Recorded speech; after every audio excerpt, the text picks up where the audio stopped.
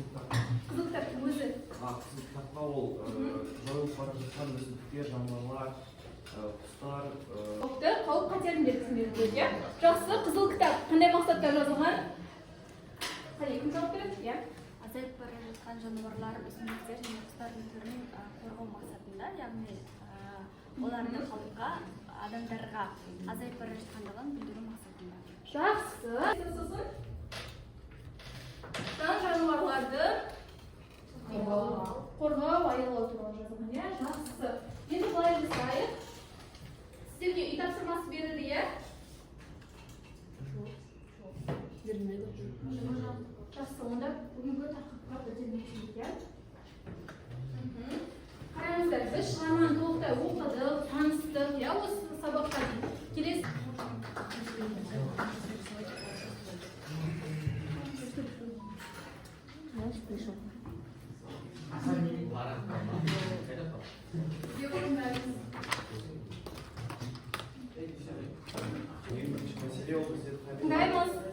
Ең бірінші мәселе ол бізде ормандардың жойылуы, тірі тіршіліктердің азайып бара жатуы, яғни аң-құстардың, өсімдіктердің сандарының күрт азаюы. Себебі антропогендік факторлар өсімдіктер мен жануарлардың түрлерінің жойылуына браконьерлер мен аңшылардың қатысы бар, және табиғатқа немқұрайлы қарау, ағаштарды өзінің пайдасы үшін кесу шешімі табиғатты қорғау өсімдіктердің. Жақсы, сіз мәселені атадыңыз, иә? Рахмет. Бірінші топқа келесі, екінші болған дайын топ. Мәселенің себептерін. Сіздер, иә? Мәселенің себептерін атаңыздар. Іс-әрекеті қатыгездігі әсерінен жан-жануарлар мен өсімдіктер жойылып бара жатыр. Шешімі бұл мәселені шешу үшін қорықтардың санын көбейтіп, тұрмыста жан-жануарлар мен өсімдіктерге қатысты заттарды қолданбай, экологияны қорғап, аялау қажет. Жақсы. Тағы басқа себептері бар ма? Сіздер атаған мысалы, басқа себептер бар ма? Сол кітаптың құрылуына байланысты. Сіздің бір жеріңіз бар ма? Автордың яғни қадырмырза әлемнің айтқысы келген жеке пікірімен қатар қосыла отырып, біз тағы да табиғатты қорғау мәселесін қарастыруға болады. Және де оны әрбір адамзат аялау керектігін түсіну керек.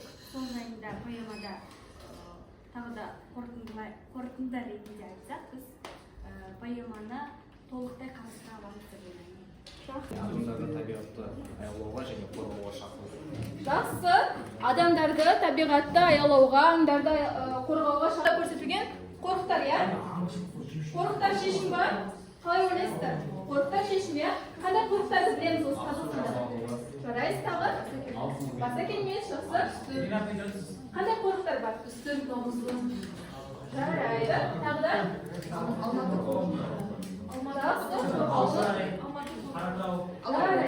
Жақсы. Осының барлығы, яғни әдеби эссе дегеніміз не? Осыған дейін айтылды, иә? Әдеби эссе дегеніміз не? Қане кім айтады?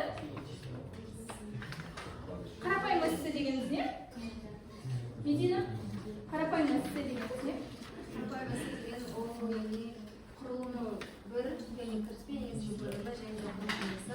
Және ол жақта көркем әдеби стиль болмайды. Ал егер әдеби эссе айтса, ол көркем әдеби стилімен үздіксіз стилімен барлығы дұрыс сақталып, және стилистикалық талдау сақталып жазылған. Әдеби эссе бірнеше ой мен тақырыпты ұштастыра алады, бірақ оларды біріктіріп бір қорытындыға келу керек. Сонымен, енді қараңыздар, әдеби эссе түсінікті ма барлығымызға? Түсінікті ғой, иә?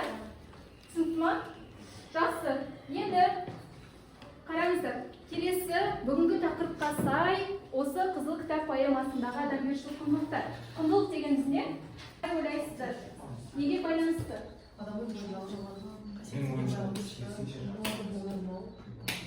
Жаман қасиеттер, жоғалып бара жатқан жаман қасиеттер ма? Жақсы қасиеттердің азайып бара жатқаны.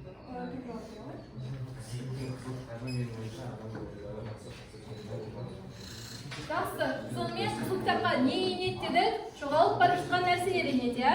Сонымен кісіліктің Қызыл кітабы болса, оған не енеді екен? Иә, адами қасиеттер, иә? Жақсы қасиеттер жоғалып бара жатқан. Сонымен бүгінгі біздің тақырыбымыздың Қызыл кітап поэмасымен байланыстырып әдеби эссе жазамыз. Қысқа да нұсқа, бастысы сіздер ойларыңыз болсын. Мысалы, жан-жақтарыңызға қараған кезде қандай кісілік қасиеттердің жоғалып бара жатқанын байқайсыздар? Немесе шығармаға қарағанда қандай қасиеттердің жоғалып бара жатқанын байқайсыздар? Иә, ең бастысы мейірім.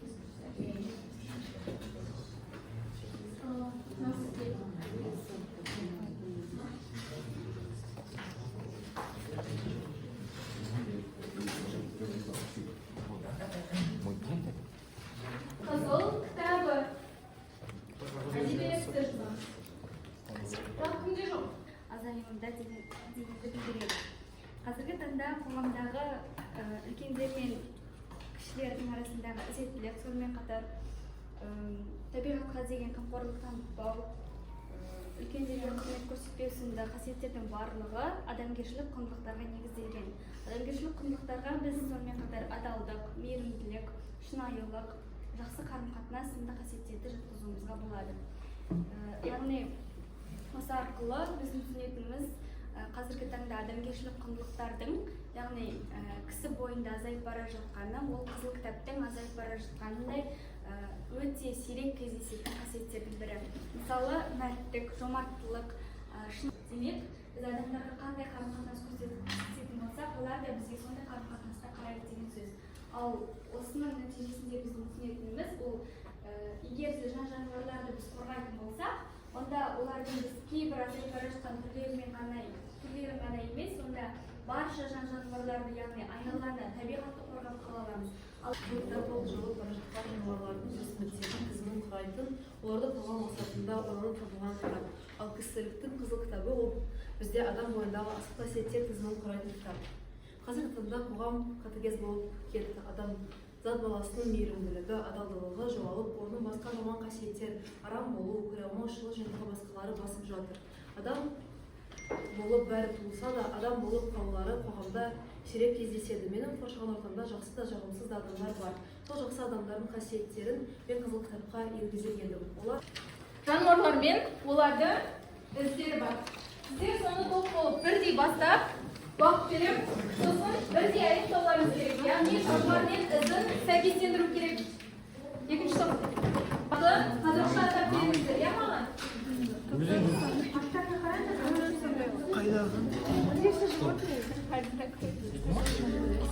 Идем, надо его пойдем. И у ежика маленький, вот это ежик, да? Например, навоз на белкинке.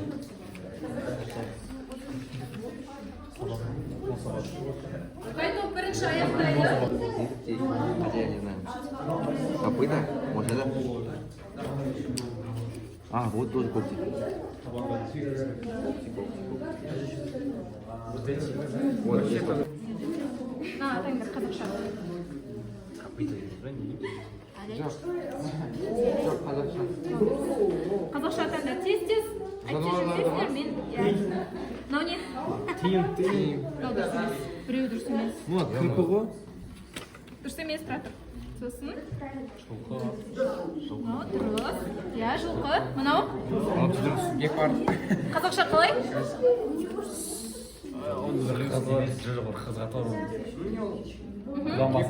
Келесі. Бұл не? Барас. Жақсы. Мынау не? Доңыз. Мынау? Қойын. Қоянның ізі, ой, жарайсыңдар. Мынау не? Қазақша? Басқа қазақша. Мынау түлкі. Түлкі. Жарайсыңдар. Слезін. Жақсы, мынау? Горилла. Қабан. Түлкі.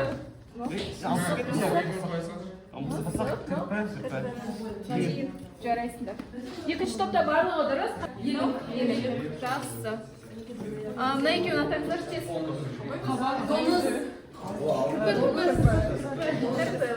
Жақсы. Мына екеуін атаймыз. Жолбарыс бар. Барыс, иә? Жақсы. Мынау?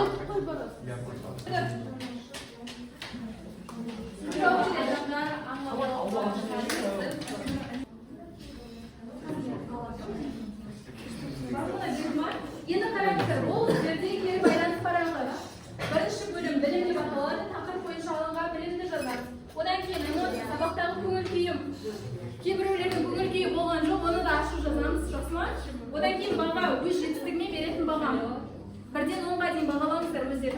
одан кейін сын өз бойында нені дамытуым керек. Немесе жаңағы кісіліктің қызыл кітабына жазған кейбір қасиеттерді өздеріңіздегі қызыл кітаптағы қасиеттер жазсаңыздар болады. Менің ойымда қандай қасиеттер жоғалып бара жатыр мысалы, иә? Одан кейін идея, маған келген жаңа ой. 90-шы бетте қалай ойлайсың дегенде бар. Аяқтадық па?